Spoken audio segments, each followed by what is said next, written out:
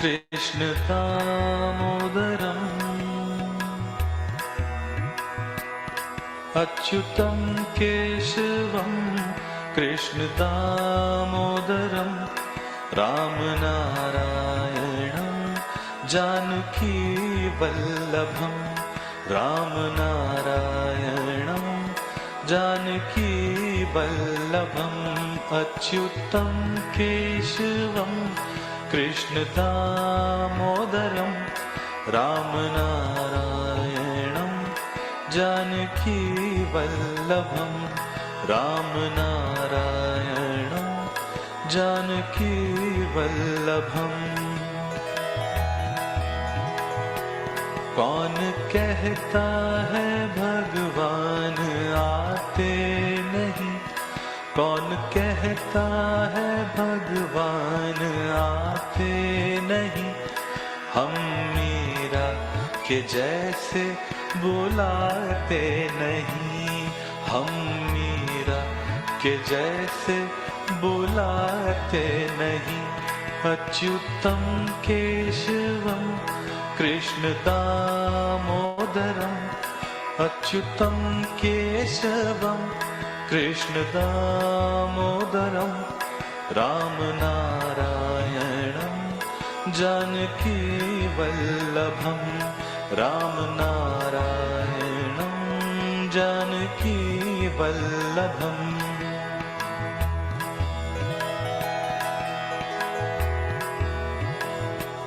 कौन कहता है भगवान सोते नहीं, कौन कहता है भगवान सोते नहीं, माँ यशोदा के जैसे सुलाते नहीं, माँ यशोदा के जैसे सुलाते नहीं। अच्युतं केशवं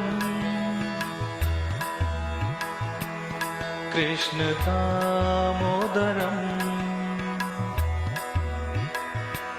अच्युतं केशवं कृष्ण दामोदरं रामनारायणं जानकी वल्लभं रामनारायणं जानकी वल्लभम्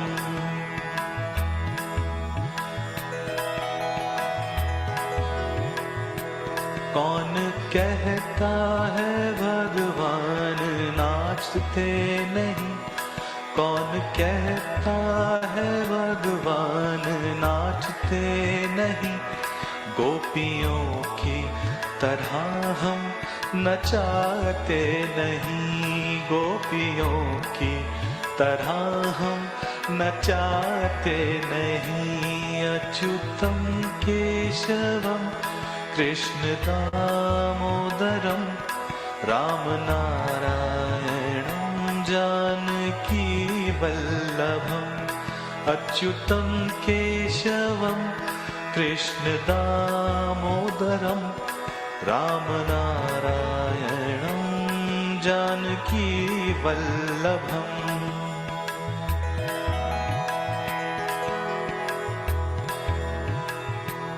कौन कहता है भगवान खाते नहीं, कौन कहता है भगवान खाते नहीं, बेर शबरी के जैसे खिलाते नहीं, बेर शबरी के जैसे खिलाते नहीं। अच्युतं केशवं कृष्ण दामोदरम् अच्युतं केशवं कृष्ण दामोदरं रामनारायणं जानकी वल्लभं रामनारायणं जानकी वल्लभम्।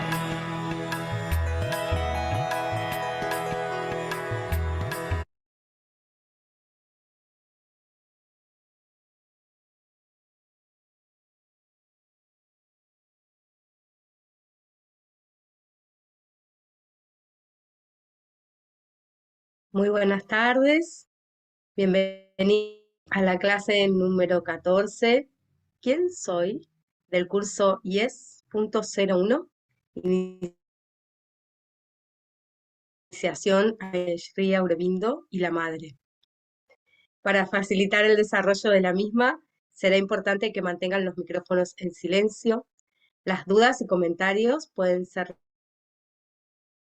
realizados en el chat durante el espacio reservado para preguntas y respuestas.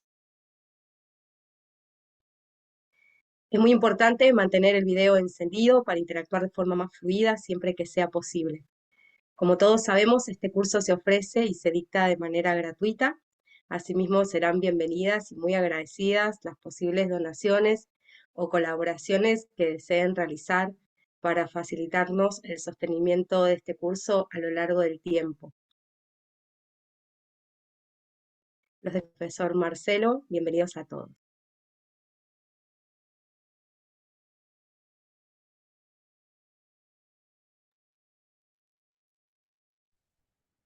Namaste. Buenas tardes a todos y bienvenidos a una nueva clase del curso IES.01 de Iniciación al Yoga Integral. En esta oportunidad, bueno, vamos avanzando con el curso, vamos a, bueno, podríamos decirlo así, atravesar ya la primera mitad del curso, ya entrando definitivamente en la recta final. Tendremos aproximadamente unas 8 o 9 clases más de teoría y bueno, y unas 3 o 4 clases más de práctica para finalizar el curso. El tema de hoy es ¿quién soy? Bueno, primeramente entonces, como nos gusta hacer siempre, agradecer. ¿Se me escucha bien? ¿Sí? ¿Se me escucha bien? Bárbaro, gracias. Agradecer entonces primeramente a los maestros, en especial a Shri Sí, Marcelo. Aurobindo y la madre. Agradecer en especial también.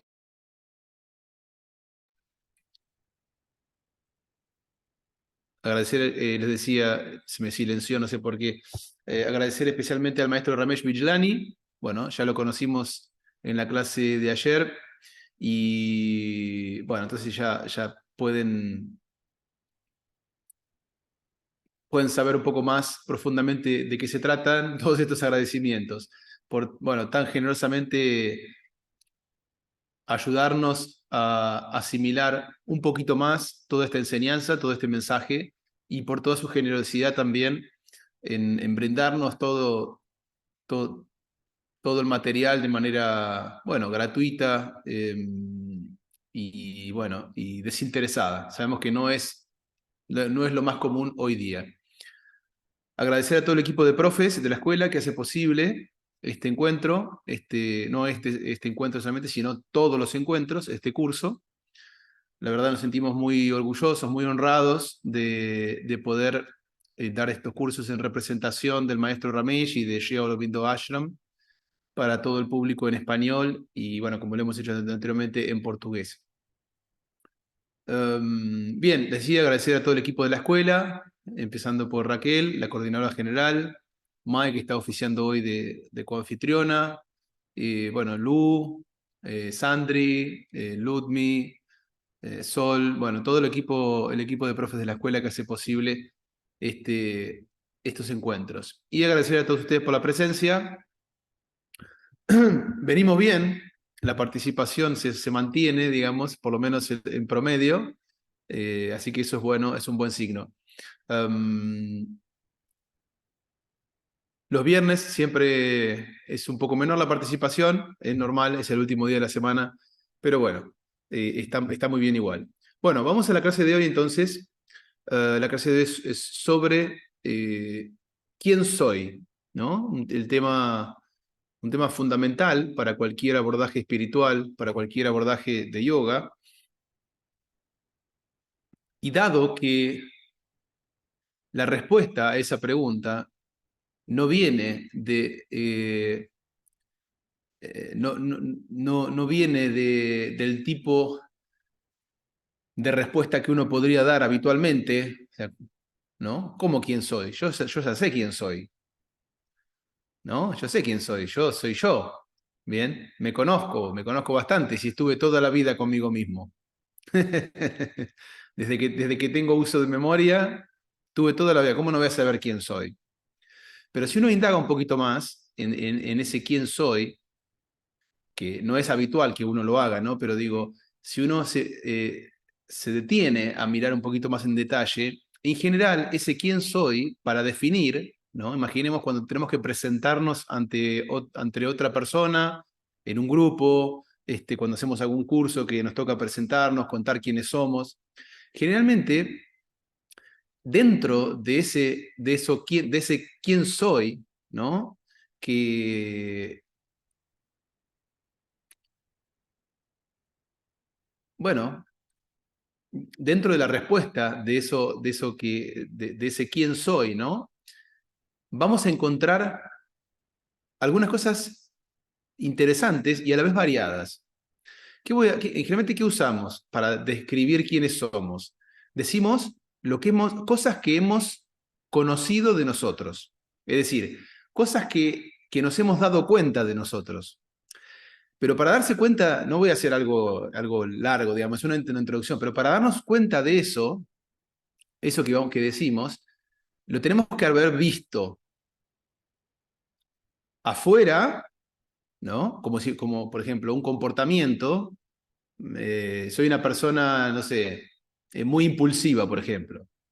Me llamo así y así, soy una persona muy impulsiva, me gusta tales cosas, estudié tal carrera, me dedico a tal otra, no sé, me gusta esto, no me gusta lo otro. Soy activo, soy más tranquilo. Eh,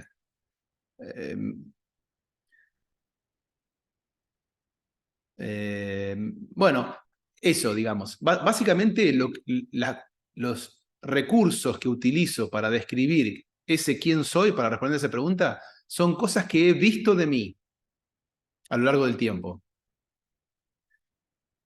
¿Qué quiere decir visto? Que me he dado cuenta que tengo. Y si uno volviera, eso, bueno, además, para que ser algo visto, como si yo, imagínense, estuviera sentado en la butaca del cine y estuviera mirando la película de mi vida. O sea, alguien tiene que haber visto eso. Entonces, ¿qué quiere decir? Que, porque si no, si nadie, o sea, si uno dijera, bueno, ¿cómo hago para saber que tengo este comportamiento? Y porque lo vi. ¿Y quién lo vio? Alguien lo vio. Entonces, para saber que soy una persona impulsiva, para que sea una persona que soy, tal vez, no sé, puedo decir, me enojo rápido, me molestan mucho las injusticias, soy una persona comprensiva, no sé, siento empatía ante las personas más desprotegidas. Bueno, no necesariamente tiene que ser algo visible que yo haya, una acción que yo haya hecho en el mundo, así se dice. Tal vez son sentimientos o pensamientos que pasan en nuestra mente. ¿Y por qué es importante esto? Porque digo, y aún así, alguien tiene que haber visto eso. Entonces la pregunta es, ¿quién es el que ve la mente? ¿Quién es el que ve lo que pasa en la mente? Bueno, entonces, hay algo o alguien que ve, que observa, que se da cuenta lo que pasa en nuestro interior en forma de emociones, pensamientos, memorias, imágenes, etcétera, etcétera. Bueno, entonces, en realidad, cuando me defino, cuando respondo a la pregunta ¿quién soy? Y digo yo me conozco, en realidad, para poder responder a esa pregunta, lo que hice en algún momento, digo, a lo largo del tiempo, mejor dicho, fue construir una idea sobre lo que soy. ¿Y de qué modo se construyó esa idea? Mirando en la pantalla. La pantalla del cine es la mente. Y hay alguien sentado en la butaca mirando esa pantalla. Bueno, el que mire la pantalla soy yo, es uno mismo. Y lo que veo en la pantalla son, bueno, imágenes, cosas, ¿bien? Que se van moviendo, ¿no? Que viene una imagen, después viene otra imagen, bueno, pero digo, lo que quiero transmitir es eso. Primero que si hay alguien que es el que mira la pantalla, y entonces probablemente lo que esté, digamos, la imagen en la pantalla no sea mi verdadera esencia, no sea el verdadero yo. Parecería que sería mucho más probable, tendría mucho más grado de veracidad que el que está sentado en la butaca y está mirando la película en la pantalla del cine sea, eh, digamos, mi verdadera esencia, el verdadero yo. Y segundo, lo segundo a tener en cuenta es que esa idea que me hago de mí mismo, que le puedo llamar autoconocimiento, en realidad no está describiendo quién soy, o sea, la naturaleza del que mira la pantalla. ¿Qué es aquel que mira? ¿Quién es aquel que mira? Sino lo que está describiendo es lo que el que mira, aquello que el que está mirando pudo observar. Ahora, cada vez que uno observa, sin llevar muy lejos en análisis, cada vez que uno observa algo, por naturaleza humana, nuestra percepción va a ser limitada, no es absoluta. No podemos ver absolutamente todos los aspectos y ángulos de un mismo fenómeno al mismo tiempo. Entonces nuestra percepción va a ser siempre limitada. Entonces, además, no solamente eso que llamo autoconocimiento o me conozco, o mi naturaleza o no sé, mi forma de ser, bueno, un montón de cosas que puedo llamar ese estilo, no son ni siquiera lo que ese observador vio en la pantalla. ¿Bien? Porque ese observador tiene una percepción limitada. Entonces, en realidad es la percepción limitada de ese observador sobre lo que estaba en la pantalla. Y además, si siguiéramos en análisis, veríamos que en realidad a ese observador hay algunas cosas que no le gustan. O que no le gustan o que tal vez no son aceptables y no quiere reconocer que son parte de sí, por decirlo de alguna manera. Entonces hace como que no están. Recorta la imagen y se queda con la parte que le gusta, que es aceptable, que quiere tener y que por lo tanto muestra al mundo. Bueno, todo ese conjunto de cosas que se van complejizando a lo largo del tiempo son parte de lo que uno normalmente llama, yo, lo que uno define con la palabra yo. Ahora, hoy lo que vamos a hacer es intentar explorar un poco más allá de esa idea común y corriente de yo y ver cómo podría responderse de una manera más completa, o sea, desde un punto de vista espiritual, desde la visión espiritual de la existencia, a esta pregunta, ¿quién soy? Vamos entonces a compartir las diapositivas, siempre obviamente desde el punto de vista de la visión del yoga integral.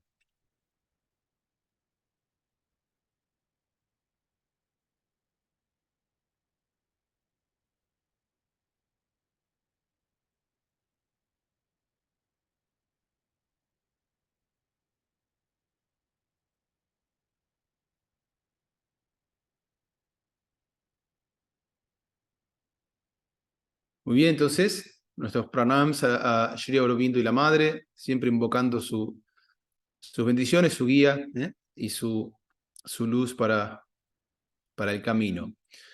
Bueno, esta clase es parte del programa YES, Yoga, Educación y Espiritualidad, las siglas en inglés, recordando que es un programa que está dentro del conjunto de acciones, de celebraciones, de conmemoraciones del 150 aniversario del nacimiento de Shri Aurobindo y el 75 aniversario de la independencia de India, así se dice, que no casualmente acontecen el mismo día.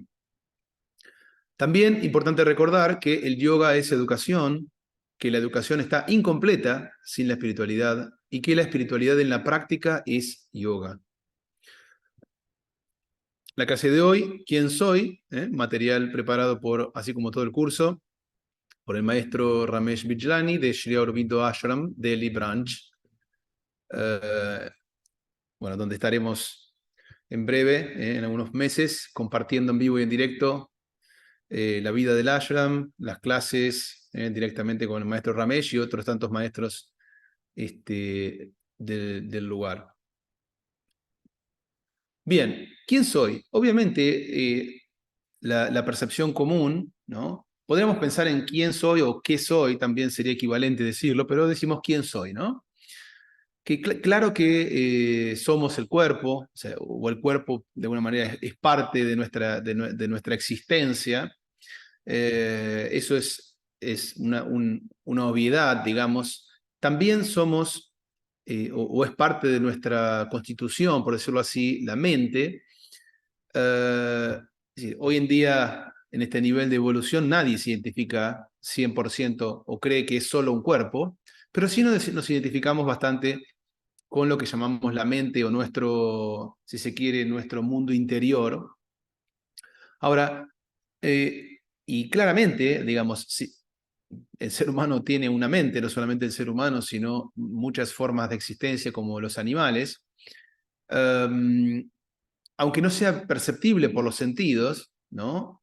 Porque pertenece al plano sutil, y por definición el plano sutil es aquello que no es perceptible por los sentidos físicos, es decir, que no lo podemos ver con los ojos físicos, ni tocar con el tacto, ni escuchar con el oído físico. Pero eso no quita que no se pueda percibir. Bueno, la forma más común de percibirlo, o sea, es por inferencia, ¿bien? Es decir, dándose cuenta que si no estuviera eso, aquello no podría ocurrir. Por ejemplo, mismo siendo del plano físico, uno no ve la electricidad, pero puede reconocer digamos, la participación de la electricidad en un evento, que la electricidad está allí porque la luz está prendida. ¿Correcto? Entonces, la luz no está en el foco. ¿Bien? Cuando el ventilador está funcionando, el ventilador no tiene vida propia. El ventilador es un objeto inerte, pero gracias a la, por decirlo así, a la vitalidad, si quiere, a la fuerza, a la energía que es la electricidad, que lo hace mover, el ventilador funciona. Quiere decir que, si bien uno no puede ver la electricidad, uno sabe que está allí. Y eso es verdad. Bueno, esto sería otro cantar, ¿no? El análisis es decir que lo que para el materialista, ¿no? Para la visión materialista del mundo, lo que no se ve no existe. Bueno, es un poco difícil de sostener. Bien, entonces, así como la electricidad no la podemos ver, pero sabemos que está allí, porque de otra manera el ventilador no funcionaría, también podemos conocer, o sea, llegar a conocer, a detectar la presencia del cuerpo sutil, vamos a llamarlo grosso modo la mente, porque si no estuviera allí, el cuerpo físico sería un objeto inerte, sin funcionamiento. Quiere decir, la mera existencia de elementos vivos, hablemos del ser humano, de los animales o de las plantas, lo que fuere, el hecho de tener seres vivos, como ya hemos visto, implica necesariamente lo que se llama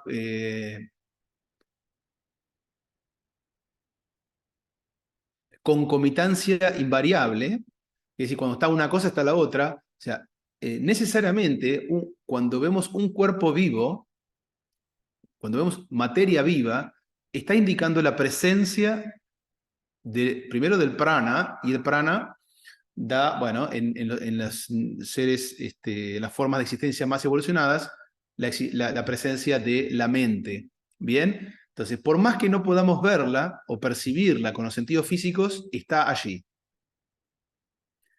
la mera, digamos, en el mismo instante, cuando la mente deja el cuerpo físico automáticamente deja de funcionar y pasa a ser un objeto, obviamente sin funcionamiento, y un objeto inerte que comienza a descomponerse, básicamente. De hecho, antiguamente, en muchas tradiciones, la muerte, entre comillas, de la persona se decretaba cuando el cuerpo sutil dejaba el cuerpo físico. Bien, entonces esto es la mente. La mente es la que está, por decirlo así, por detrás del cuerpo y es la que mantiene vivo al cuerpo. Ahora, ¿qué pasa? Como en toda forma de evolución o toda forma de existencia, digamos, el nivel posterior de evolución, en este caso la mente, bueno, ya estaba presente en la materia, pero en forma potencial. Ahora, la mente tiene dos grandes aspectos, hablando del ser humano ahora, el pensamiento y el sentimiento.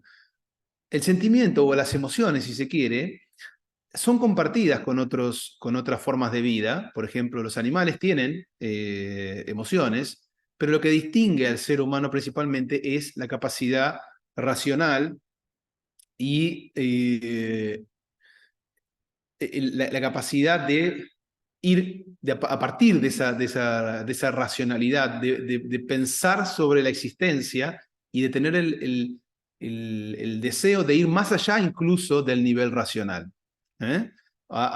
Bueno, de todo esto va la espiritualidad, ¿no? El deseo de ir más allá incluso del intelecto, de la razón, etcétera, etcétera, es lo que también permite esta evolución del ser humano. ¿Qué quiere decir? El sentimiento, las emociones, son primitivas, ¿no? En las formas de existencia, han sobrevivido a muchas formas de existencia y son comunes, como decíamos, a varias especies, por decirlo. Los perros, los gatos, los animales en general tienen emociones y es un mecanismo que se ha conservado bastante bien a lo largo de la evolución. Ahora, en el ser humano, como decíamos, las emociones, como hemos visto en este breve desarrollo que hemos hecho sobre la visión evolutiva de Sri Aurobindo, en forma de existencia cada vez más elevadas, las emociones se fueron acoplando con los sentimientos. Bien, y en el ser humano eso tocó un cierto nivel más elevado. Es decir, que en los animales las emociones se acoplaron a, perdón, los deseos, digamos, ¿no? Se acoplaron a los sentimientos, las necesidades se acoplaron a los sentimientos y generaron que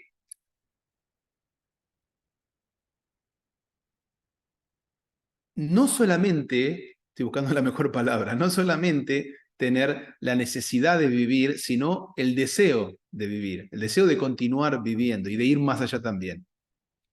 Sí, en el caso, para resumirlo un poco más, en el caso del ser humano, el ser humano no solamente tenía la capacidad de vivir, bien, que le otorgaba el prana, la existencia del prana, como pasaba en forma de existencia menos evolucionada, sino que esa capacidad de poder vivir que le daba el prana, ¿no? Porque el prana es lo que mantiene la vida, lo que hace todos los movimientos, mantiene el funcionamiento, equilibrio, ordena, etcétera, etcétera. Lo hemos visto en bastante detalle.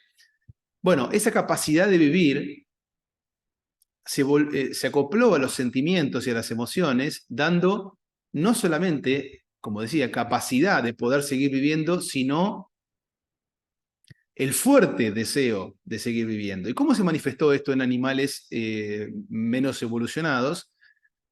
Por ejemplo, en el caso por ejemplo, sería la alimentación, podemos llamarlo, ¿no? La alimentación y el sexo, por ejemplo, en los animales. Cuando los animales están privados, digamos, del alimento o de la procreación, por decirlo así, se sienten afligidos, sufren o se sienten miserables, como se suele decir. Y en la anticipación del bienestar, del placer que van a obtener, bien, en la satisfacción de ese deseo, de la alimentación y la procreación, van en busca del objeto de su deseo. Y entonces, de esa manera, la naturaleza no solamente asegura, digamos, la continuidad de la vida, sino también la continuidad de la vida más allá de la vida, es decir, con otras generaciones de la misma especie. Bueno, en el ser humano esto también ocurre, digamos, los sentidos, digamos, la capacidad de vivir se acopló a las emociones, a los sentimientos, donde, bueno, el ser humano también puede funcionar como un animal, pero puede funcionar también de una manera más evolucionada que un animal. Entonces, de esta manera, es la capacidad racional de discernimiento intelectual del ser humano le permite ir más allá e ir más allá incluso de la razón, en búsqueda de un sentido mayor de la existencia. Bueno, bien, entonces, en principio, la mente, vamos a dejar planteado aquí porque tenemos bastante para decir, la mente tiene sentimiento y pensamiento. Ahora vamos a ver la interacción. ¿Por qué vamos a hablar de la interacción entre sentimiento y pensamiento? Vamos a ver ejemplos y vamos a ir ampliando esto. Porque al parecer, la mayoría de los problemas humanos, de las aflicciones humanas y por qué no decir desequilibrios, enfermedades, etcétera, etcétera, tienen su origen en la desarmonía que ocurre entre sentimiento y pensamiento. Vamos a ver ejemplos de a poco. Bueno, retomando algo que dijimos recientemente cuando vimos en esta semana la clase sobre Sri Aurobindo Ashram, Delhi Branch,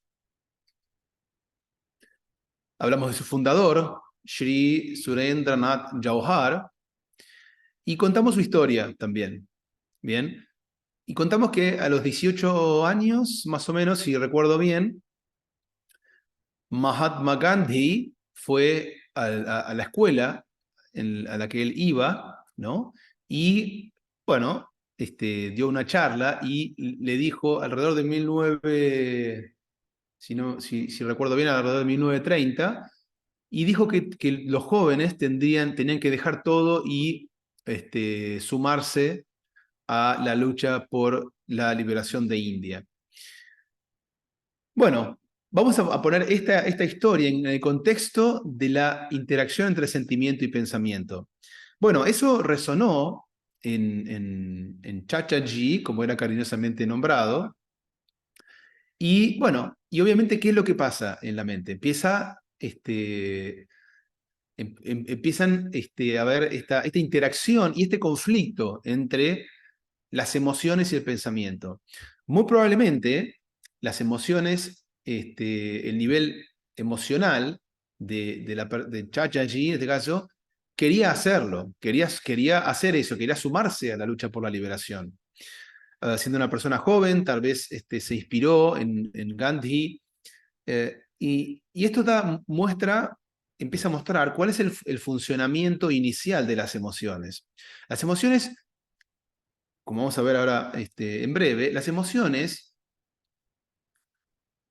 se manejan básicamente por lo que es atractivo o no es atractivo para mí, por lo que me gusta o por lo que no me gusta, por lo que, sí, básicamente eso, por lo que me hace, lo que interpreto que me va a hacer, me va a traer algún tipo de placer o bienestar y lo que no, ¿bien? No tiene las emociones, los sentimientos no tienen ningún tipo de análisis ni evaluación, son rápidos, digamos, es una energía muy fuerte, o sea, que me mueve a eso, pero digamos, las emociones, por decirlo así, entre comillas, son un poco ciegas, digamos, ¿no? Un poco impulsivas. Entonces, bueno, uno puede, imaginemos, Chachaji se sintió atraído por eso, por ese mensaje de Gandhi, pero bueno, si si uno no actúa rápido, o sea, no digo impulsivamente, pero si uno no actúa rápido, empieza a aparecer el nivel intelectual, que es lo que su función, básicamente, como ya describimos, es moderar las emociones. Entonces, el nivel intelectual, ¿qué es lo que va a hacer? ¿Qué característica tiene? El nivel intelectual, la razón, lo que hacen es analizar, evaluar. Van a medir los riesgos de hacer lo que las emociones quieren, van a evaluar ganancia, pérdida, costo-beneficio, y tal vez, bueno, probabilidades de salir exitoso o no. Bueno, entonces empieza el conflicto. Las emociones quieren o no quieren hacer algo, y el intelecto empieza con sus evaluaciones, ¿no? Sus dudas, tal vez a partir de cierta evaluación, se puede generar algún tipo de miedo, ¿no? O zozobra sobre lo que va a ocurrir. Bueno, en definitiva, en eso se va dirimiendo la persona, aunque en general finalmente termina pasando que ganan las emociones. ¿Por qué? Porque aún que el intelecto tenga una función de aportar cierta claridad, de separar, de ver con más claridad qué es qué, los costos y beneficios, las emociones se las ingenian porque el intelecto es una herramienta muy versátil. Y las emociones, con su fuerza, digamos, de querer hacer o no hacer, van a explotar, se van a aprovechar de esa debilidad del intelecto y van a lograr que el intelecto invente razones, justificaciones para hacer o no hacer lo que las emociones quieren. Bien, vamos a seguir viendo. Entonces, bueno, en el ejemplo de Shri Surendranath Jauhar, bueno, aún bueno, teniendo, bueno, sabiendo que, bueno, iba a enfrentar grandes riesgos, porque lo podían meter preso, porque lo podían matar, porque lo podían, bueno, sufrir determinadas cuestiones, digamos, ¿no? Y estar alejado de su familia, probablemente, bueno, le podían pasar muchas cosas, aún así lo terminó haciendo, probablemente no ganara nada personalmente, era algo por el país. Bueno, entonces, aún no teniendo en la evaluación de costos y beneficios, no teniendo ningún beneficio personal cuantificable o medible, aún así terminó haciéndolo. Bueno, un ejemplo que después vamos a ver cómo se resuelve. Otro ejemplo, vamos a dar dos ejemplos más, es el de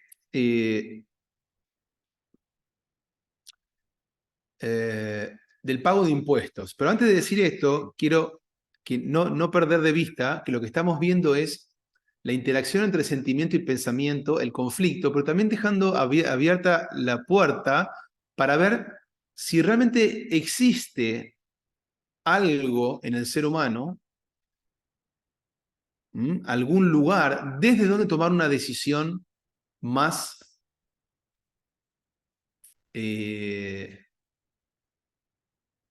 una mejor decisión, voy a decir por ahora.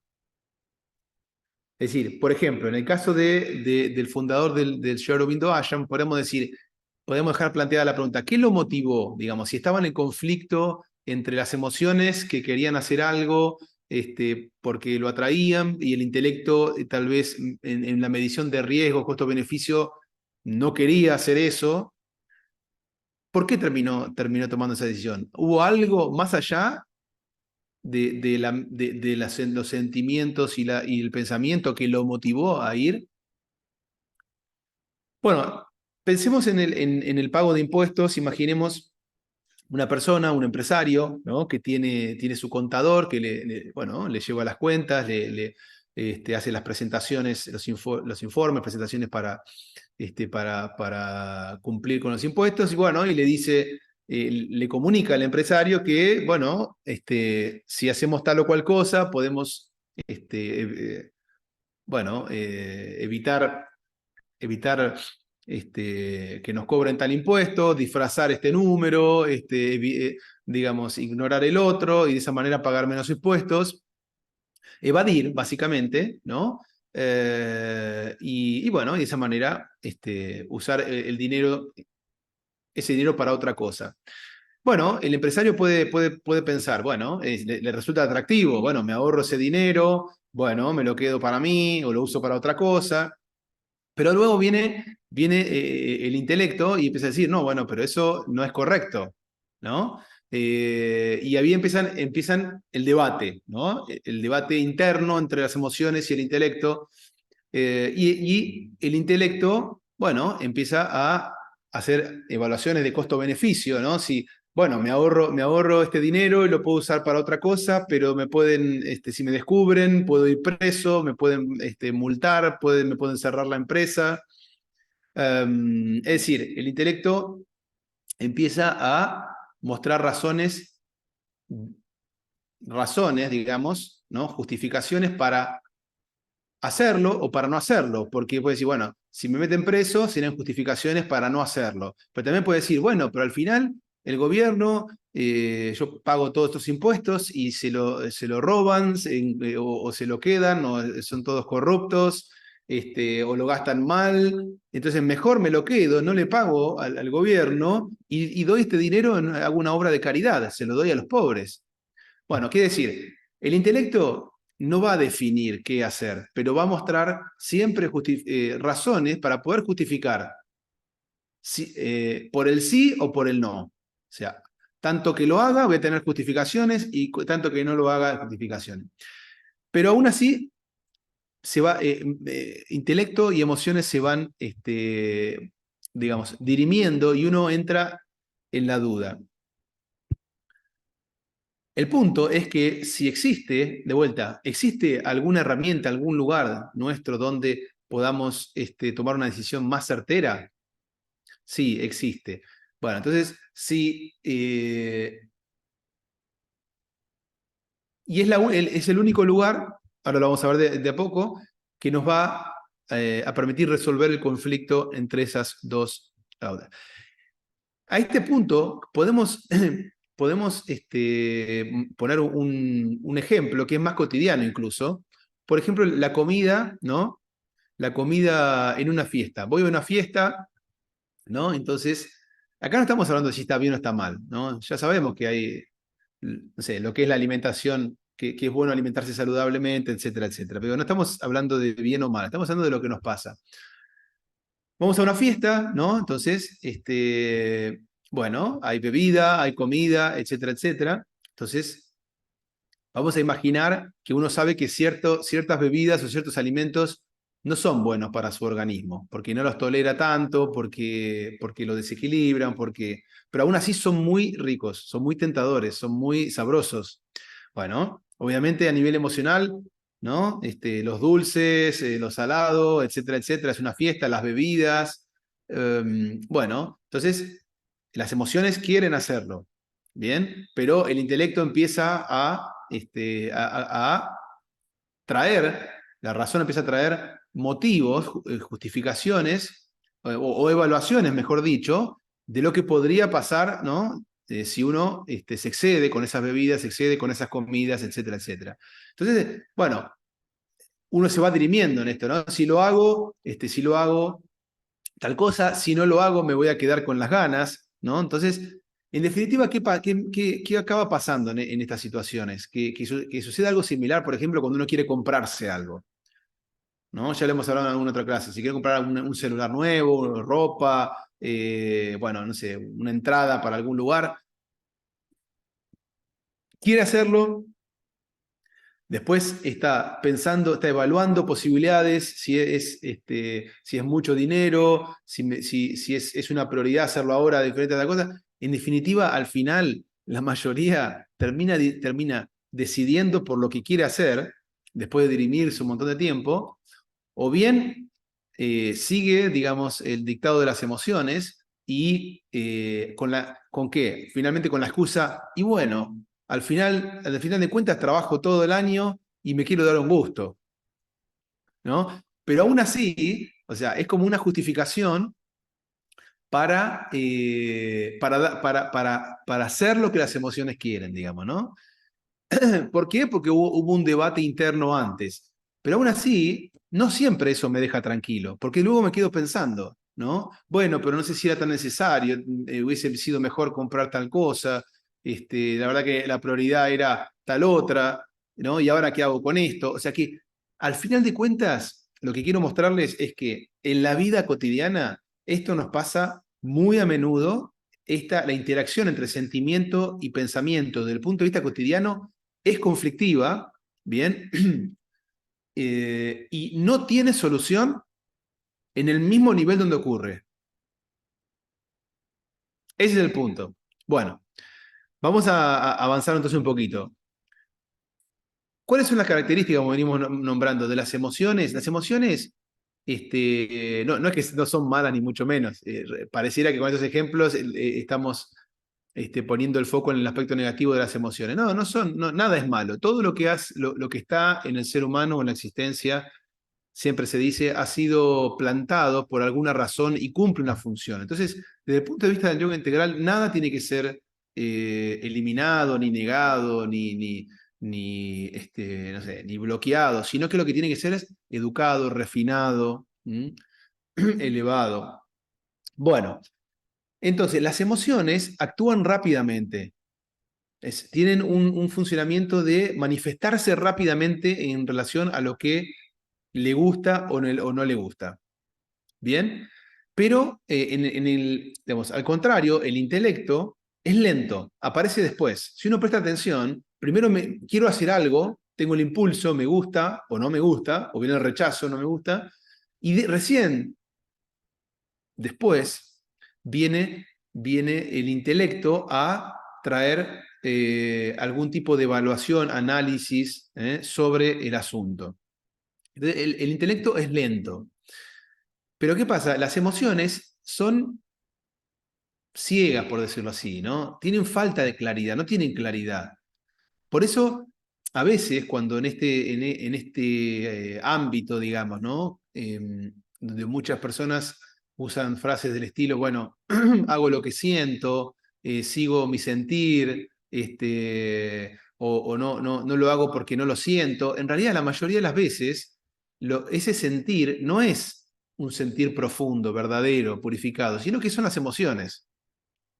Y se muestra como algo muy elevado, ¿no? Como, yo hago lo que siento, y en realidad lo que se evidencia es que están absolutamente dominados por las emociones. Si su nivel emocional, que no está purificado, que no está moderado, que no está. Si su nivel emocional le gusta, lo lleva de la nariz. Si su nivel emocional no le gusta, digamos, también lo mantiene allí y explota al intelecto para que invente justificaciones para hacer lo que las emociones quieren. Eso no tiene nada de evolucionado. Es lo más común y corriente que puede haber. Pero ¿qué pasa? El punto no es que eso esté bien o mal, sino que no nos permite tener paz mental duradera. Incluso en el caso que uno hace lo que siente en el momento, siempre tiene en el fondo algún resabio de sentimiento de incomodidad, de inquietud. Hay algo que en el fondo no está del todo cerrado, por decirlo así, ¿no? Porque siempre el intelecto va a plantear alguna duda, va a plantear alguna visión diferente, ¿no? Justificaciones para un lado o para el otro. Entonces, el punto es que nunca, de esa manera, nunca tenemos paz mental duradera, que probablemente sea una condición, un requerimiento para algún tipo de evolución espiritual, para algún tipo de vida con mayor plenitud. Bien, entonces, el intelecto sí tiene claridad, una claridad temporal, no es permanente. ¿Por qué? Porque en el momento, como el intelecto analiza, evalúa, esas son sus características, en un momento dado, como dijimos, nuestra percepción es limitada, entonces tenemos cierta claridad. Siempre es mejor tener un poco de claridad que ninguna claridad.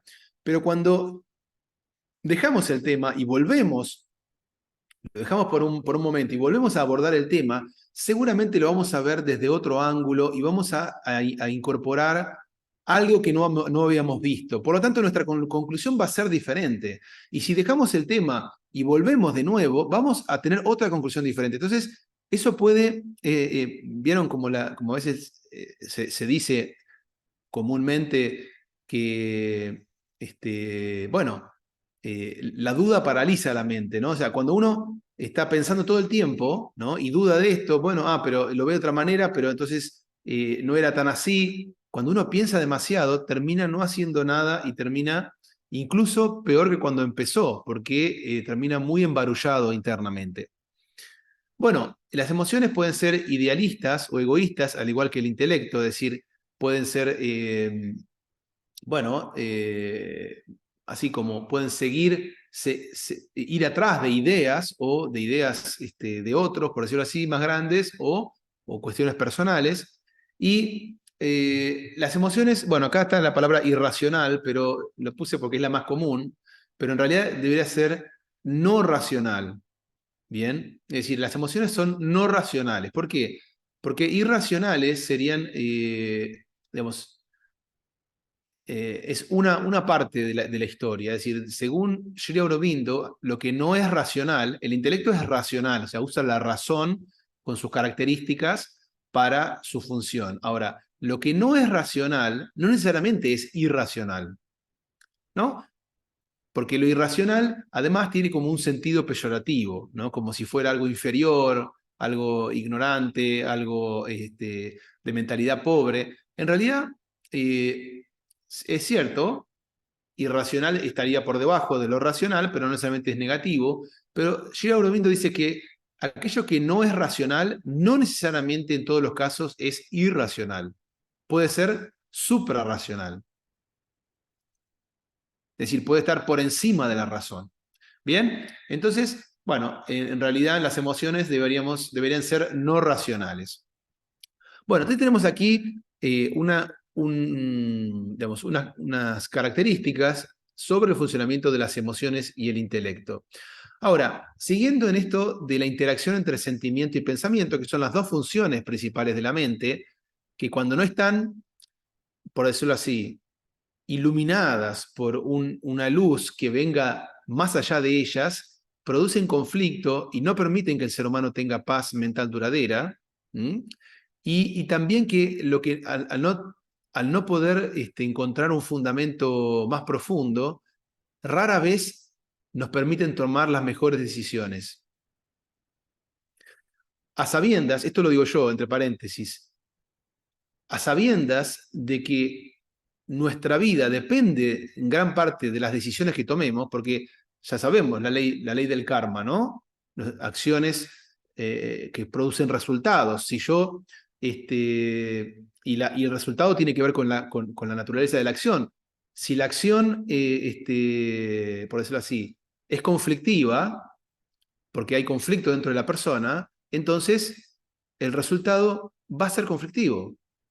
Y si todas mis decisiones que me llevan a realizar acciones son conflictivas, entonces los resultados que voy a tener en mi vida van a ser conflictos. Es decir, voy a vivir sumido en conflictos.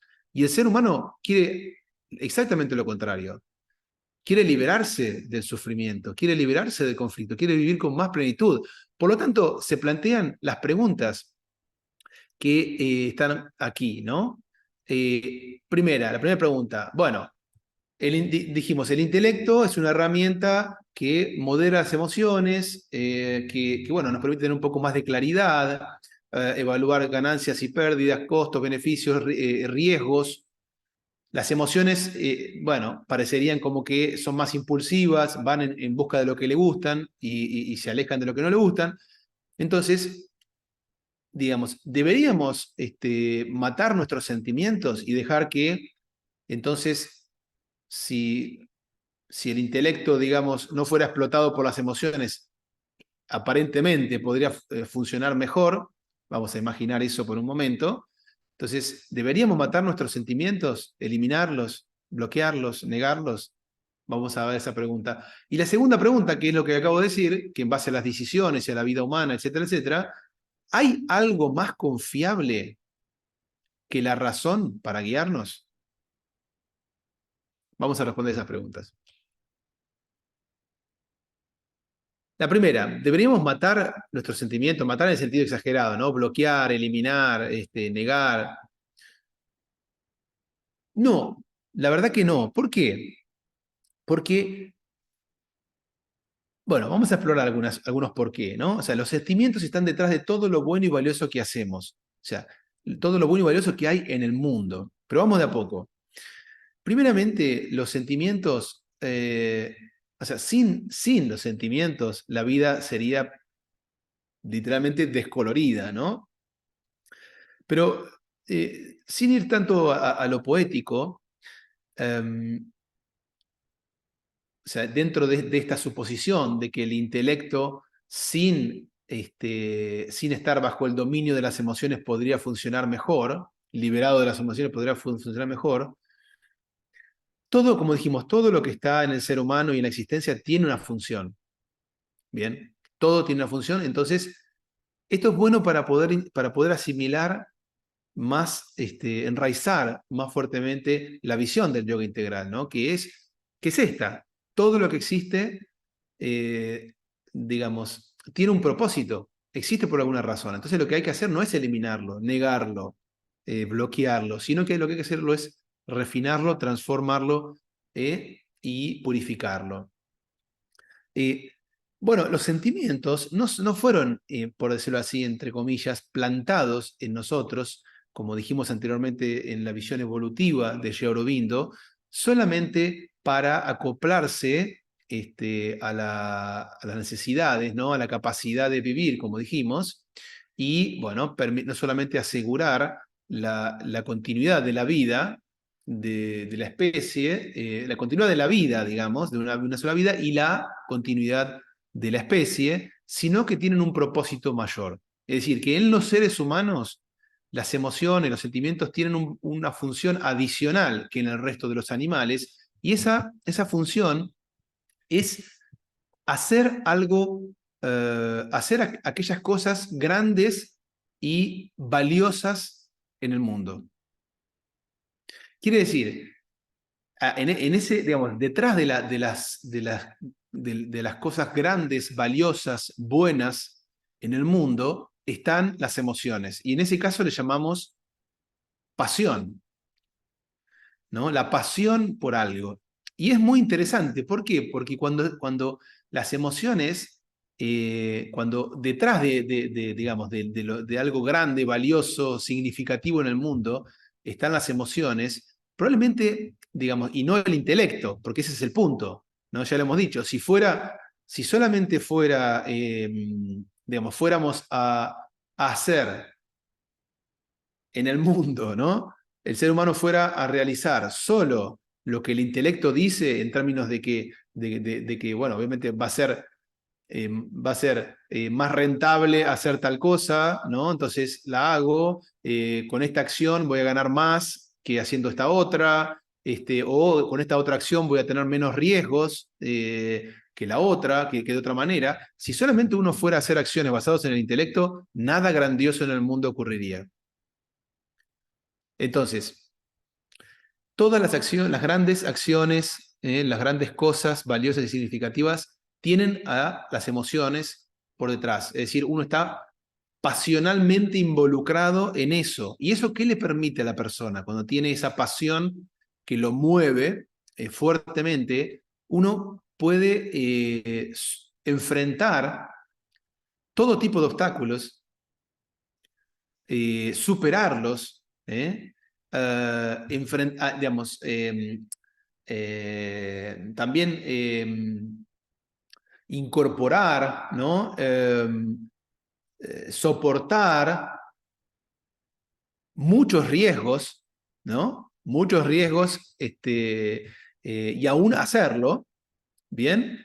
Y entonces, y bueno, sea que logre llegar al destino final o no, incluso lo hace, ¿no? A veces se da el ejemplo de bueno, muchas personas han fallecido o han tenido grandes accidentes queriendo subir, no sé, el Himalaya, por ejemplo, y aún así hay personas que siguen subiendo, ¿no? Es decir, a pesar de los grandes riesgos, de las grandes dificultades, de los grandes obstáculos, y que uno incluso podría no llegar, no cumplir su objetivo, incluso lo hace. O sea, eso no sería posible. Pensemos subir ¿no? el Himalaya como un símbolo, ¿no? de todo, de algo muy grande, muy elevado que puede ser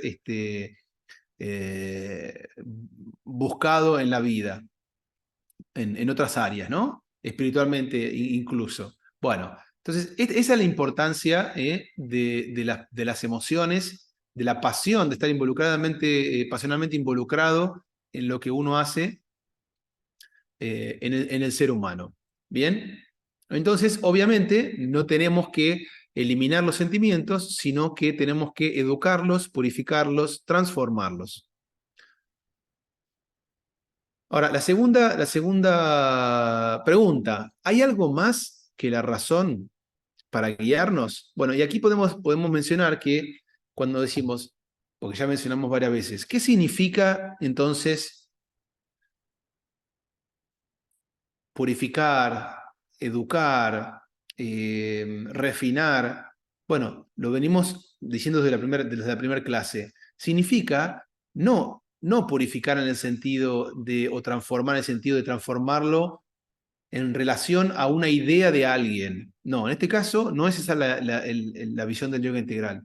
Transformar, purificar, perfeccionar, educar, significa que ese nivel del cual estamos hablando, en este caso las emociones, podemos integrar al intelecto también, funcionen cada vez más a la luz de la guía del alma. Eso significa purificar.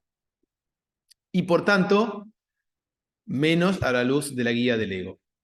Entonces, ¿hay algo más confiable que la razón para guiarnos? Sí, hay. Vamos a ver qué es.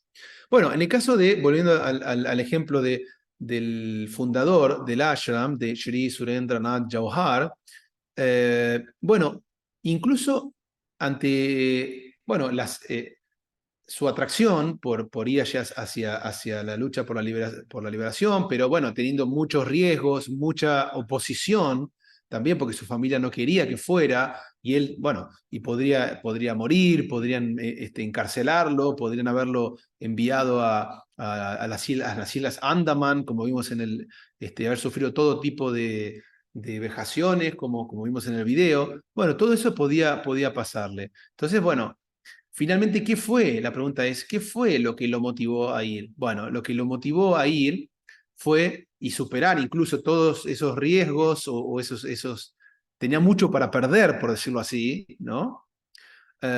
Fue un impulso, una voz, una guía que vino de un lugar más profundo que la razón y que las emociones. ¿Bien? Y que le indicó qué era lo correcto para hacer.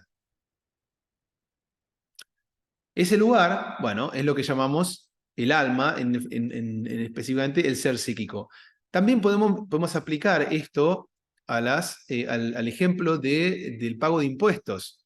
El empresario, aún con ciertas razones para justificar la evasión de impuestos, ¿no? Y con razones que su intelecto podía inventar también para justificar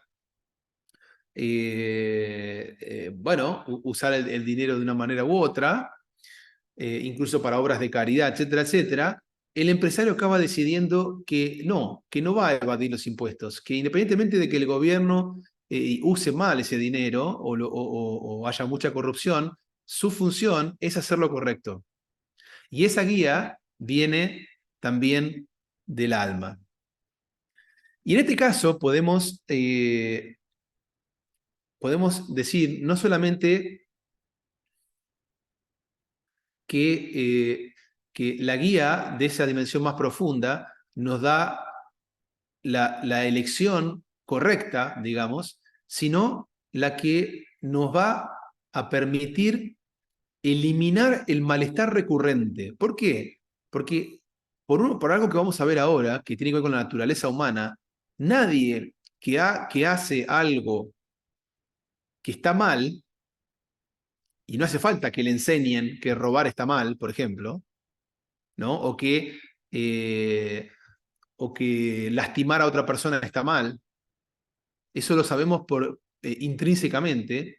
Nadie que haga algo que está mal, por más que se autoconvenza en la superficie, no va a poder estar tranquilo en su fuero interior. Eso va a continuar, ese malestar recurrente va a estar viniendo una y otra vez, una y otra vez. O sea que la paz interior para esa persona, a esa persona le va a ser esquiva. Y en términos espirituales, eso es muy perjudicial, vamos a decirlo así. Bien, y en el caso bueno, otro ejemplo eh, que da el maestro Ramesh de este malestar recurrente, digamos. ¿Por qué? Porque, bueno, según esta enseñanza, digamos, y que está en esta clase, el maestro Ramesh nos cuenta que el ser humano ya tiene incorporado un sistema de recompensa y castigo, digamos, que no hace falta que nadie se lo enseñe, incluso los niños lo tienen.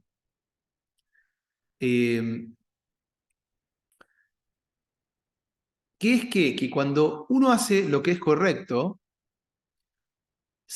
el resultado, digamos, es paz mental duradera.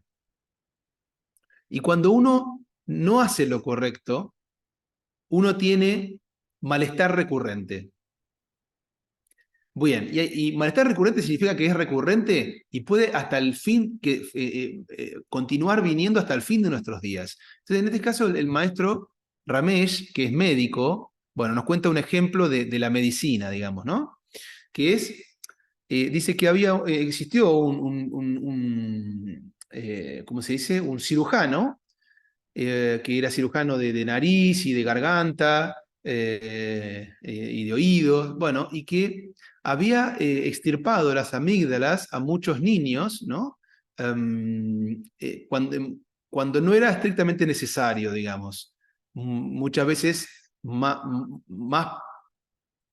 que nada para cobrar un poco más, porque una cirugía no, o sea, es algo que es bastante, que le deja muchos honorarios al médico, y bueno, entonces, de esa manera, para aumentar el saldo de su cuenta bancaria, había extirpado las amígdalas a muchos niños cuando no era estrictamente necesario.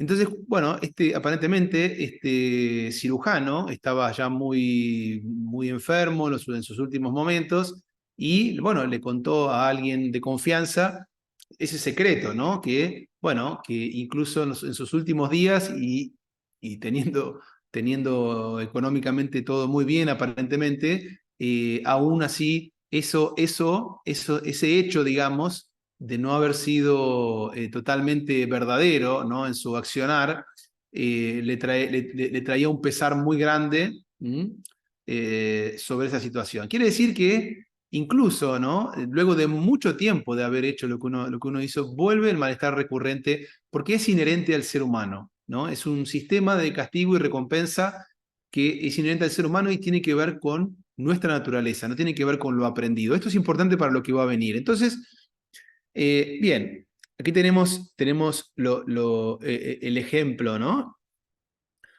Entonces, ¿cuál es esta herramienta más confiable que hay para guiarnos?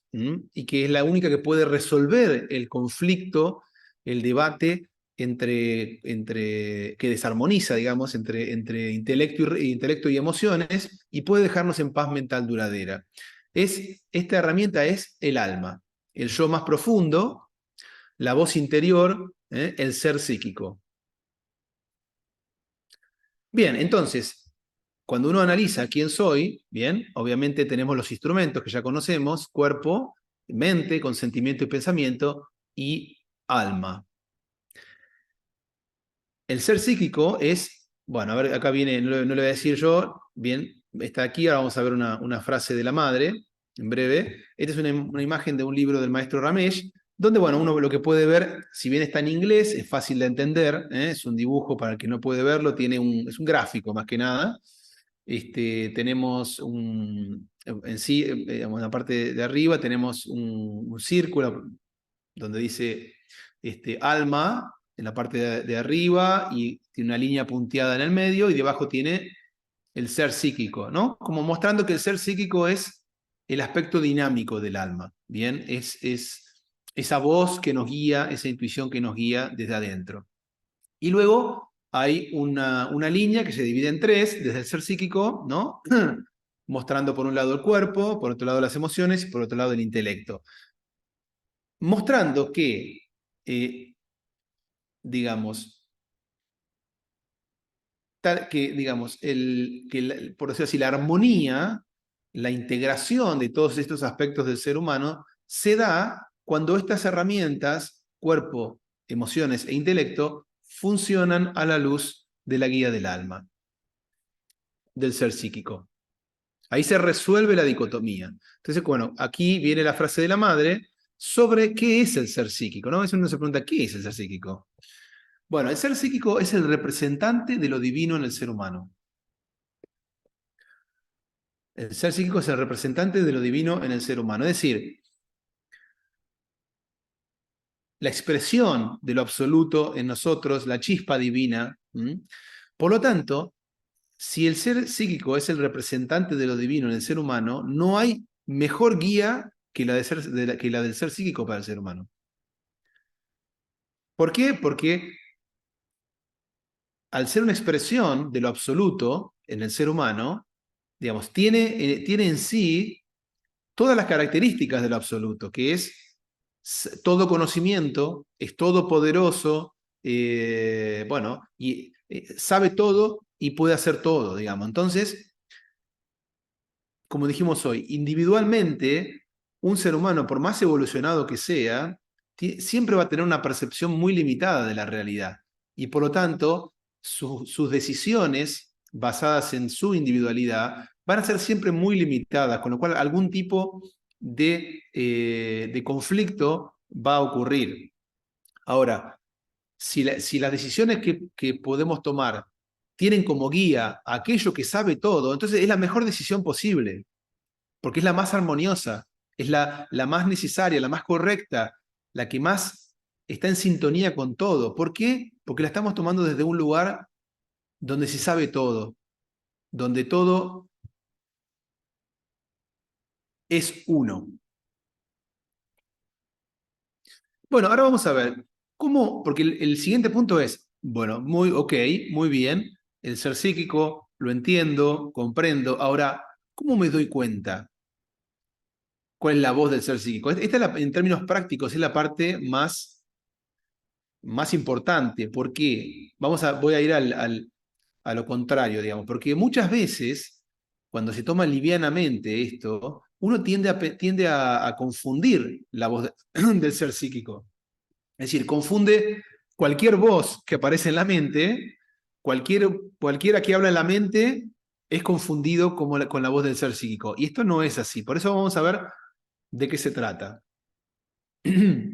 Bueno, características de la voz interior, ¿no? La voz del ser psíquico es una voz tímida, débil, no asertiva. Esto ya me da una pista, porque en general lo que escucho en mi mente, o sea, lo que llamamos el ruido de la mente, no es la voz del ser psíquico, o sea, es la voz del ego, los pensamientos, el conflicto entre emociones y pensamientos, la memoria, los recuerdos, etcétera, etcétera, etcétera. Entonces, lo que se escucha, generalmente lo que tiene el volumen más alto no es el ser psíquico. ¿Bien? El ser psíquico en la mente del ser humano común y corriente se manifiesta como una voz muy tímida, débil, allá a lo lejos, que se cuela en algunos momentos cuando la mente está más calma, que es una voz lejana, como, ¿no? ¿Saben cuando uno tal vez está, no sé, imagino, en el campo, en la naturaleza, que escucha algo muy lejano y tiene que cerrar los ojos y hacer un poco de fuerza para escuchar más claramente ese sonido, porque no entiende bien qué dice? Bueno, algo de ese estilo. Ahora, es una voz tímida, débil, no asertiva, pero muy clara. ¿Muy clara en qué sentido? Que no hay duda. Y rápida. Es decir, que de la misma forma que las emociones, se manifiesta de manera rápida y muy clara, no hay lugar a duda. Por eso, cuando uno identifica, se acostumbra a identificar la voz del ser psíquico, no necesita de ninguna instrucción especial, digamos, y no necesita, digamos, imaginemos, estamos en una situación en la vida cotidiana y tenemos que tomar una decisión puntual. No, no, por favor, esperen un poquito, me voy adentro, me siento a meditar 15 minutos y vuelvo y respondo. No se puede, digamos, no fluye la vida de esa manera. O sea, no necesito hacer eso. Bueno, entonces, instantáneamente viene esa voz a guiarme y es muy clara y asertiva, asertiva. O sea, en caso, no asertiva, decía ahí que no insiste, digamos, pero me refiero a que es muy clara y determinante, podría decirlo así, determinante. Ahora, en esta cuestión del ser psíquico, que es nuestra naturaleza verdaderamente, ya nos vamos acercando al final de la clase y a responder la pregunta ¿quién soy? ¿No? ¿Quién soy? El contenido de ese yo, de ese que mira la mente, bueno, quiere decir, bueno, a partir de este análisis que cuando uno toma decisiones y por lo tanto actúa siguiendo la guía del alma, el resultado, es decir, cómo me siento o qué es lo que pasa en mi interior después, es alegría y paz mental duradera. Ahora, cuando no actúo en base a la guía del alma, digamos, sino que actúo en base a las voces, las emociones, del conflicto, del intelecto, etcétera, etcétera, es decir, actúo también especulativamente, quiero sacar una ganancia de la situación, me aprovecho de tal cosa, más allá de que tenga un beneficio cuantificable, momentáneo, transitorio, por detrás de eso lo que pasa es tener culpa e inquietud recurrente. Y lo que sucede es que el individuo luego va haciendo otras cosas para tratar de olvidarse de esa culpa. Como sabemos que eso, digamos, ¿no? O sea, por más que le tiremos tierra encima, va a seguir estando y va a aparecer por un lado y va a aparecer por el otro, va a estar de por vida persiguiéndome de una manera u otra, siempre manteniendo una cierta inquietud recurrente que va en contra, digamos, de una vida de mayor armonía. Como dijimos en las primeras clases, una vida de mayor plenitud, de mayor armonía, no es una obligación. O sea, debería ser de mi propio interés, ¿no? O sea, si no quiero, no me interesa, no hay ningún problema. Pero el asunto es que me interesa. Y me interesa bastante, porque por eso hago todo lo que hago. Por lo tanto, no sería muy inteligente querer vivir con más plenitud y hacer todo lo contrario. Pero bueno, este es el sistema incorporado, como dice el maestro Ramesh, que tenemos seres humanos, y no es algo aprendido, digamos, sino que es algo que ya viene con nosotros y que se maneja de esta manera. Bueno, acá tenemos otro gráfico de otro libro del maestro Ramesh, donde lo que hace es como una especie de organigrama del ser humano, ¿no? Es decir, bueno, tenemos el alma y el ser psíquico, ¿no? Su aspecto dinámico, como el presidente. Tal vez lo más parecido serían tal vez, bueno, un sistema, ¿cómo se dicen? Democracias parlamentarias, bueno, algún sistema como el de India, donde está el presidente y está el primer ministro, digamos, ¿no? Entonces, el presidente tiene funciones protocolares, no está en el día a día de la gestión, digamos. La gestión en el día a día lo hace el primer ministro, que es como si fuera el presidente en ejercicio. Bueno, entonces, el presidente sería el alma y el ser psíquico, y el ego es el primer ministro, ¿no? Entonces, el que está en el día a día, en los asuntos cotidianos, el que se mete en todo, el que decide todo, y bueno, y luego tendría sus ministros, ¿no? De gabinete, su gabinete de ministros, donde el cuerpo y el intelecto serían ministros menores, digamos, y tenemos las emociones que sería como como el jefe de gabinete, digamos, ¿no? El que va mandando a todos a decirle lo que tienen que hacer. Ahora, bueno, pasamos a la parte final donde, bueno, donde se plantea la pregunta, ¿es el corazón o es el alma? Como diciendo, ¿son los sentimientos o es el alma? Estoy decidiendo en base a los sentimientos, a las emociones guiadas por el ego en este caso, o es el alma. Bueno, es decir, la pregunta es cómo saberlo, ¿no? ¿Cómo podemos saber eh, si realmente es la guía del ser psíquico o no? Porque los dos, tanto las emociones, como dijimos, bueno, y el ser psíquico, los dos, estas dos herramientas, por decirlo así, para la toma de decisiones, son no racionales. Bien, pero ya dijimos que no racional, dentro de la visión de Giro Aurobindo, puede ser irracional, o sea, menos que racional, o puede ser suprarracional, es decir, más que racional. Entonces, bueno, puede que en algún momento se parezcan, porque los dos son rápidas, las dos son no racionales, puede que, bueno, no sea fácil de, bueno, de diferenciarlas, ¿no? Además, bueno, las dos de alguna manera anticipan un cierto bienestar, ¿no? Al seguir su guía. Pero bueno, ¿qué pasa? Cuando uno sigue la guía del alma, algo diferente va a pasar. Que cada vez que uno sigue la guía del ser psíquico, ocurre una cierta integración. ¿Por qué? Fíjense, vamos a analizarlo brevemente.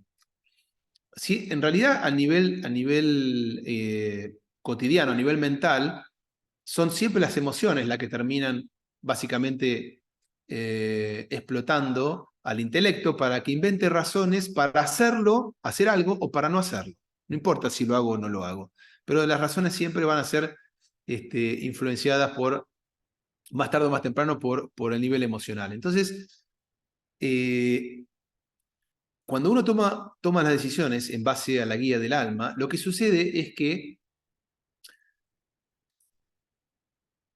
fíjense cómo es la lógica, qué interesante, como las emociones lo que buscan es aquello que se siente bien, cuando toman una decisión basada en la guía del alma, el bienestar que se siente es mucho mayor que el bienestar anterior. ¿Por qué? Porque cada vez que uno actúa basado en la guía del alma, el resultado es paz mental duradera, es plenitud, es una armonía, un bienestar mucho mayor que una satisfacción momentánea de un deseo. Bien, entonces, ¿qué pasa? Al darse cuenta de eso, como las emociones buscan el bienestar, por decirlo así, por contraste, y al descubrir un bienestar mucho mayor, van a empezar a volcarse y van a sentirse más atraídas por el bienestar de seguir la guía del alma que por el bienestar de hacer lo que ellas mismas quieren, por decirlo de una manera simple. Bien, entonces, cada vez más las emociones van a coincidir, van a querer coincidir con la guía del alma. Y bueno, y como las emociones de alguna manera van a estar tirando del carro, digamos, del intelecto, bueno, el intelecto va a terminar viendo, digamos, encontrando las razones y las justificaciones para hacer lo correcto, que es lo que guía el alma. Si eso ocurre, el cuerpo es un fiel servidor, por lo tanto va a hacer lo que la mente diga de alguna manera. Lo que va a ocurrir es finalmente que el cuerpo, las emociones, el intelecto, que son la mente, van a estar hablando el mismo idioma que el alma. Lo que equivale a decir que todos están en sintonía. ¿Y cómo se llama eso? Unidad. Esta explicación desde el punto de vista psicológico, si se quieren, es lo que denominamos normalmente en el yoga como unión cuerpo-mente-espíritu. Es decir, cada vez que el ser humano actúa o toma decisiones y actúa en base a la guía del alma, lo que ocurre es unidad. Es una experiencia de unidad. una experiencia de unidad entre el alma, las emociones, el intelecto y el pensamiento, ¿no? Y obviamente el cuerpo. Y cada vez que uno vive esa unidad, da un paso hacia, en el sentido evolutivo, un paso de progreso espiritual. Digamos. Y como esto también, una cosa lleva a la otra, cuanto más veces uno actúa en unidad, ¿bien? Probablemente esa misma dinámica me ayude a seguir actuando cada vez más en unidad. Bueno, entonces,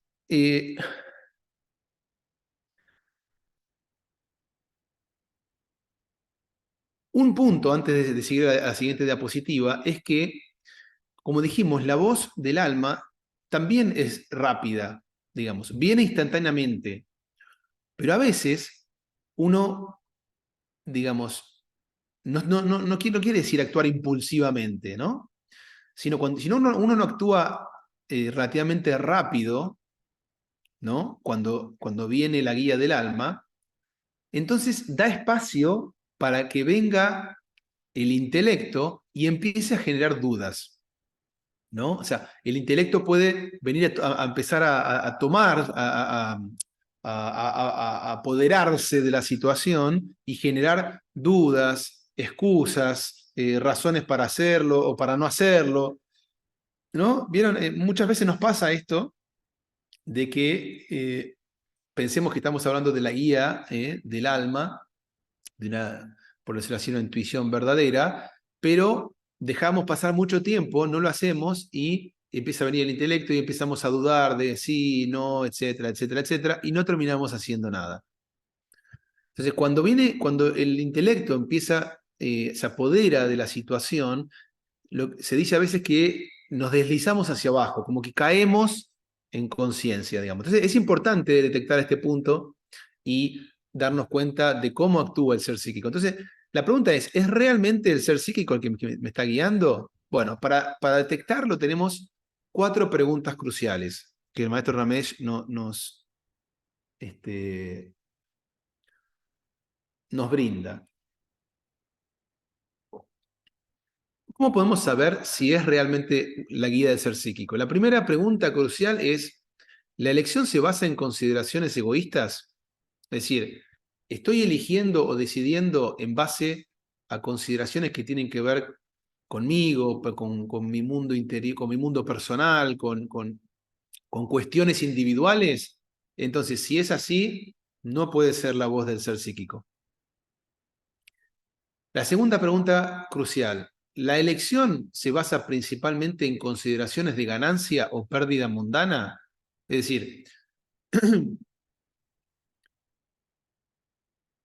la elección que voy a la decisión que voy a tomar, la acción que voy a hacer, tiene que ver con evaluaciones o análisis de algo que voy a ganar, que voy a perder, hacia algún tipo de especulación. Si hago esto, voy a ganar aquello otro. Si hago esto, voy a dejar de perder aquello otro.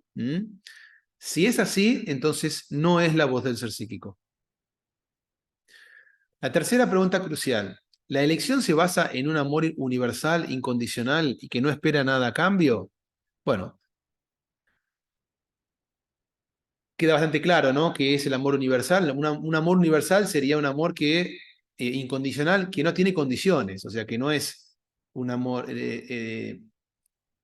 es un amor que depende de si me gusta la persona, o si es un familiar cercano, o si es de mi agrado. Es un amor que no depende de nada, ¿bien? Ni siquiera si la persona me gusta o no me gusta. Bueno, entonces si la elección está basada en un amor universal, incondicional, y que no espera nada a cambio también, es decir, que no está esperando, porque una condición puede ser expresar ese amor para recibir también amor, digamos. Entonces, no, si la otra persona no me expresa amor, entonces no doy amor. Bueno, eso sería una condición también. Entonces, si la elección se basa en un amor universal, incondicional y que no espera nada a cambio, entonces sí es la voz del ser psíquico. Y la última y la más importante, que es la que fácilmente uno puede traer en el momento, muy fácil de detectar, es si la elección me va a dejar en una paz mental duradera. ¿No? O sea, si la decisión que voy a tomar me va a traer paz mental duradera en relación a todo lo que mencionamos, entonces sí es la voz del ser psíquico. Entonces, de vuelta, ¿no? La elección me dejará en paz mental duradera es la pregunta crucial, digamos, fácilmente aplicable en cualquier situación y en el día a día, digamos, ¿no? Entonces, si la respuesta es sí, entonces es la voz del ser psíquico, y si la respuesta es no, entonces no es la voz del ser psíquico. Bueno, ya para finalizar, entonces, algunos ejercicios experienciales que cada uno puede poner en práctica y reflexionar por su cuenta e incluso bueno, en sus meditaciones. El primero es una pregunta, ¿no? ¿Soy solo el cuerpo y la mente o hay algo detrás de su funcionamiento? La segunda, piensa en una de las principales decisiones moralmente correctas que hayas tomado en tu vida. Es decir, acciones, decisiones que son éticas, que son, bueno, moralmente correctas, que seguramente hemos tomado muchas en nuestra vida. La pregunta es, ¿sabías que esa era la elección correcta antes de racionalizarla? Es decir, antes de ponerte a pensar sobre esa acción, ¿sabías que esa era la elección correcta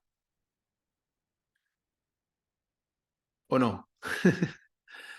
Bien, tercer punto. ¿Tienes algún oscuro secreto del que nadie sabe nada y que nadie podrá saber jamás? ¿Por qué todavía lo recuerdas?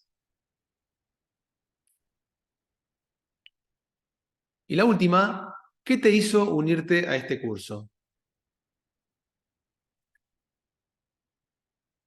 Entonces, algunos ejercicios experienciales para cada uno. Bueno, y para terminar, dos versos de Savitri, este poema de Sri Aurobindo, que dice, bueno, poéticamente y de una manera muy elevada, dice varias cosas que estamos trabajando hoy. Lo voy a leer, bien, pero voy a dejar para la contemplación de cada uno luego estas palabras. Entronizado en el interior se asentaba un inspirado conocimiento, cuyos segundos iluminaban más que años de la razón.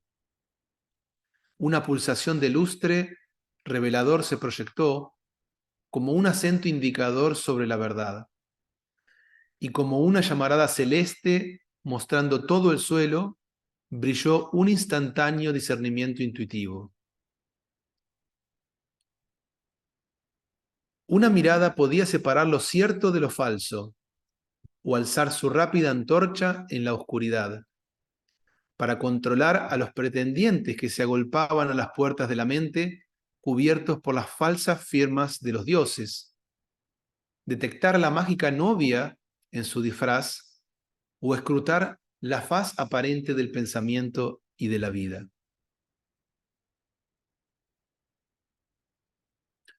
Sri Aurobindo en Savitri, libro 1, canto 3, líneas 563 a 574. Bueno, lectura sugerida, capítulo 1 de este libro del maestro Ramesh, comprendiendo la espiritualidad y viviéndola 24/7, preguntas reales, respuestas racionales. En el capítulo 1, ¿quién soy? Este libro está en Amazon y también se puede pedir por email, pero bueno, estamos bastante lejos. Lectura sugerida también para mayor profundización, el libro La vida divina y el libro 1, canto 4 de Savitri, llamado El conocimiento secreto. También artículos de sabiduría espiritual en pequeñas dosis, ensayos sobre el ser psíquico, el alma, etcétera, etcétera. Preguntas y comentarios pueden enviar a yes@nadabrahman.com.ar. Gratitud a los maestros y muchas gracias.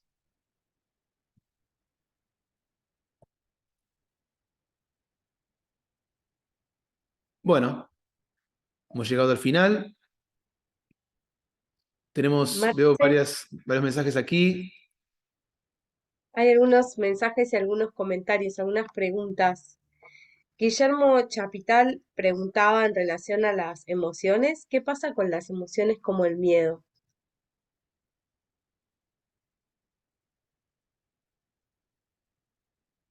¿Qué pasa? ¿En qué sentido, Guille? ¿Está todavía no? Ah, sí.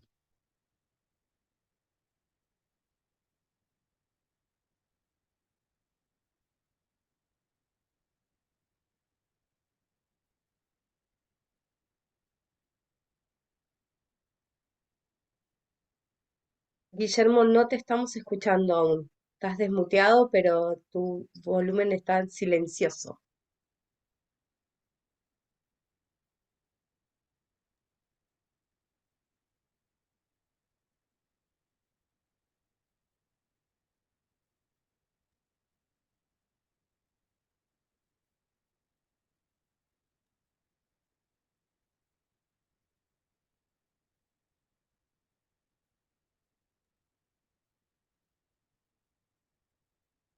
Bueno, seguimos con la siguiente pregunta y cuando Guille, si no escribí Guille y lo vamos respondiendo, así avanzamos.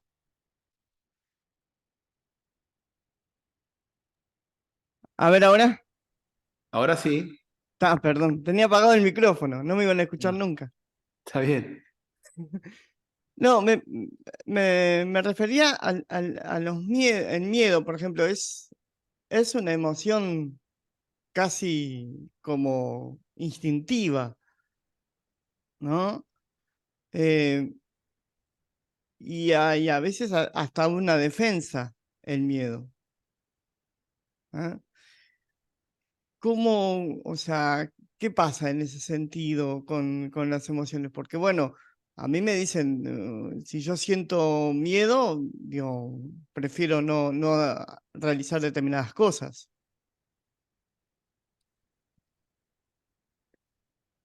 Bien, es una pregunta bastante amplia, pero en definitiva, lo que podemos detectar con nuestra experiencia es que podemos dividir en dos grupos, ¿no? El miedo, bueno, entre comillas, ¿no? Porque no sé si se puede llamar miedo, el miedo que tiene que ver con un peligro inminente que puede amenazar nuestra integridad física, ¿no?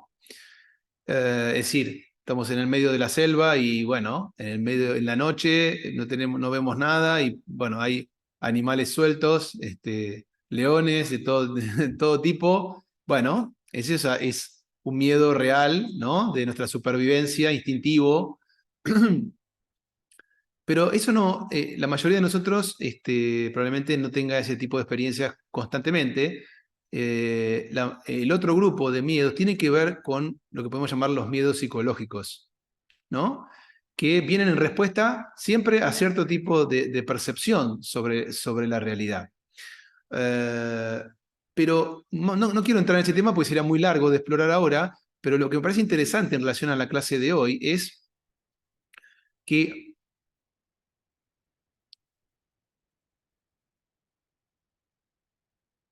cuando uno está en sintonía con el alma, no hay miedo.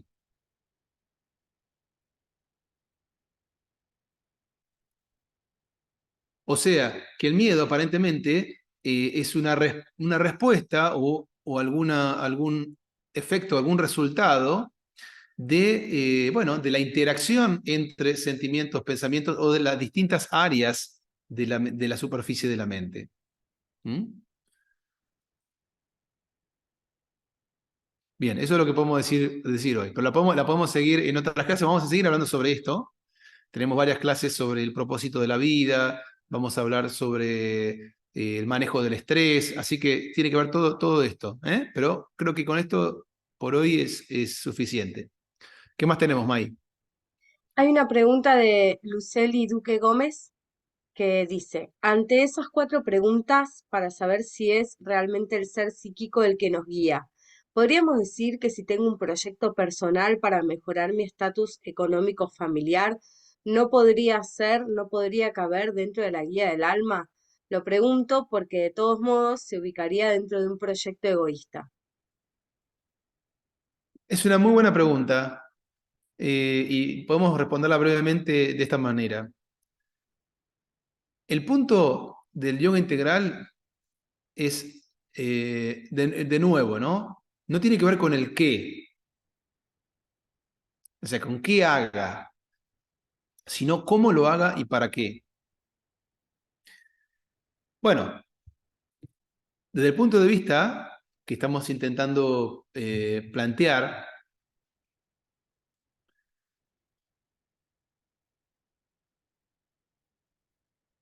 no, digamos, todo lo que uno hace, lo vemos en relación a... Es una buena pregunta por esto, porque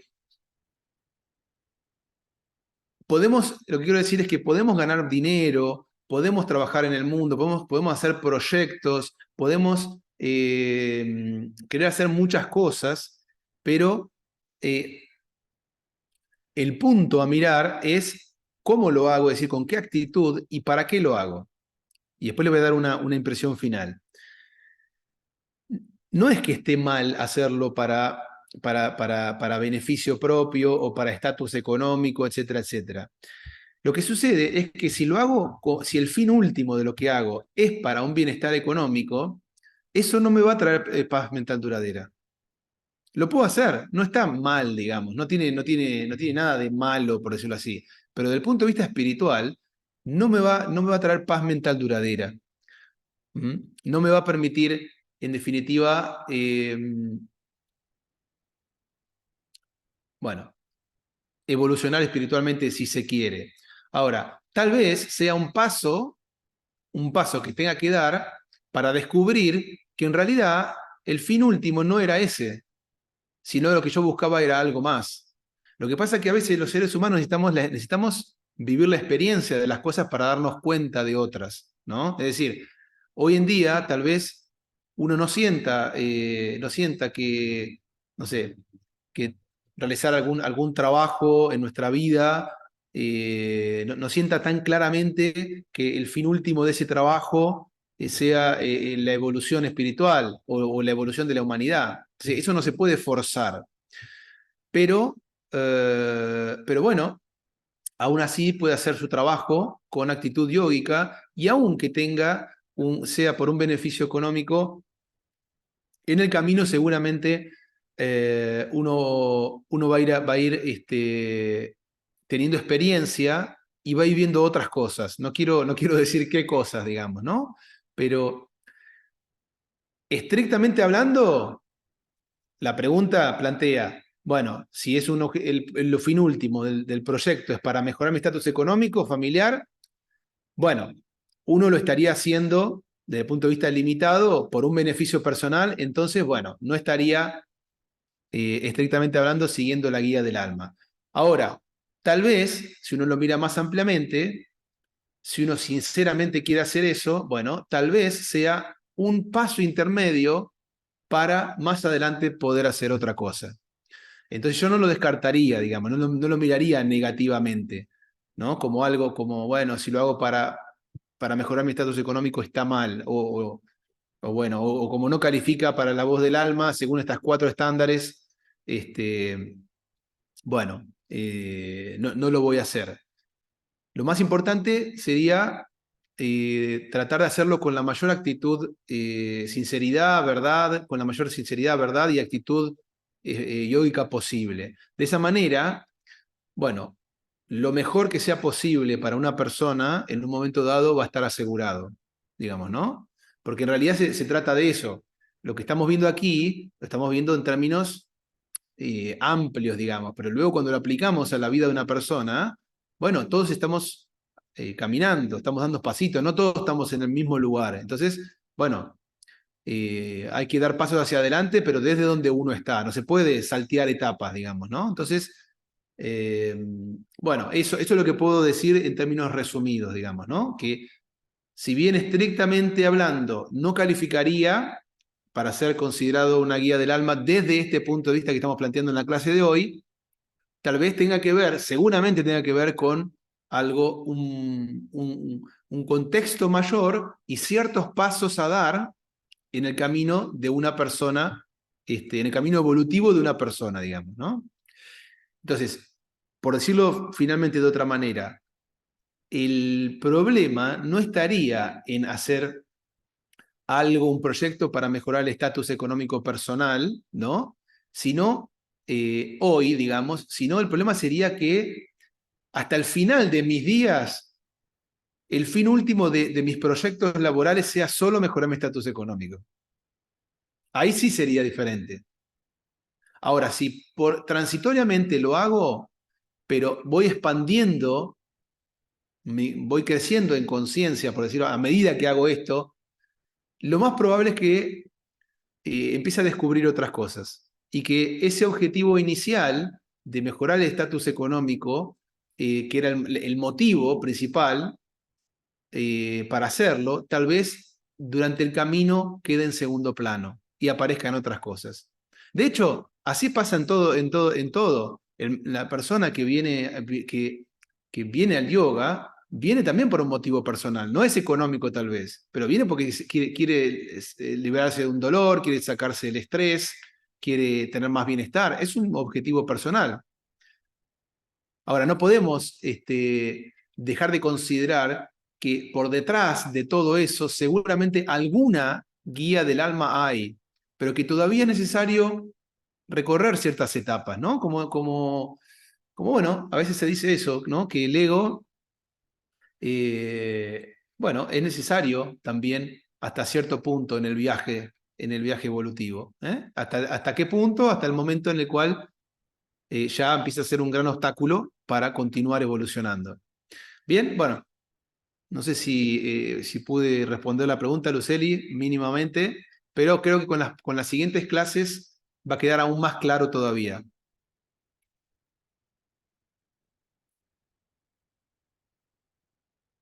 Bueno, algunos pequeños comentarios de Guillermo. Tal vez la guía del alma, el intelecto la ve irrebatible. De Ignacio, una buena práctica podría ser traer a la mente frecuentemente la idea de ser guiado por el ser psíquico. Ante la duda, traer esa idea a la mente y dejarse fluir con la misma intención interior. Y esperamos ansiosos de Lu el curso de introducción a Savitri. Bueno, y hay intereses de seguir conversando sobre el miedo y el pánico. Eso es Bueno, todo, muy Max. bien. Redobló la apuesta, Lu, ahí. Un pequeño comentario. Tenía todas las anotaciones de Savitri cuando viajamos a India y lo perdí con la compu. Y la verdad que pido el curso porque es súper interesante ese libro, todo lo que contiene y toda la información. Y está escrito tan lindo. Lo que pasa que es, para nosotros los mortales, es medio ilegible. No, es difícil interpretarlo. Entonces sí, la verdad que lo espero ansiosa. Es un muy buen libro. Sí, la verdad que sí, es de una sabiduría. Y redoblo la apuesta porque no hay nadie más indicado que vos para quizás presentar esa formación, ese curso. Bueno, gracias por la palabra, pero sería bastante difícil. Bueno, nada es imposible, vamos de a poco y todo, si la divinidad nos da salud, energía y conocimiento, bueno, todo podremos hacerlo. Bueno, entonces llegamos al final y bueno, nos veremos, vamos a cerramos ahora, digamos, pero un poquito de música y luego cerramos la sesión. Nos encontramos entonces la semana que viene para las clases teóricas y mañana está la clase práctica. ¿Eh? Tengan un buen fin de semana. Namaste. Estén todos muy bien.